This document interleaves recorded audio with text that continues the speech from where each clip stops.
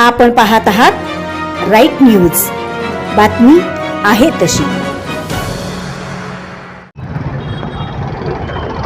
मिरज सांगली रस्त्याचे काम सुरू आहे।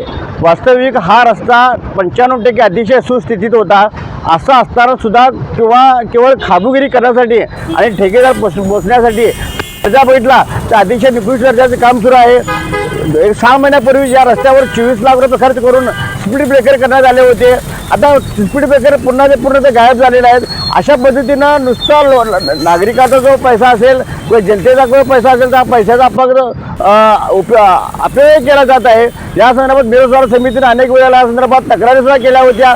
विशेष म्हणजे हा रस्ता खोदून करणे गरजेचं होतं, पण सार्वजनिक बांधकाम विभाग केवळ डांबर टाकून हा रस्त्यावर थरावर थर चढून हा रस्त्याची उंची वाढवत आहे। त्यामुळे या रस्त्या शेजारी जे मिळकतधारक असतील, हॉस्पिटल असतील, दुकानदार असतील, या सगळ्यांना याचा फार मोठा त्रास पावसाळ्यामध्ये होणार आहे।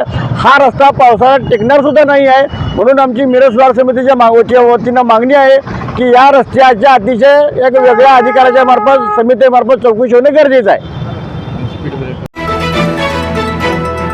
आपण पाहत आहात राईट न्यूज, बातमी आहे तशी।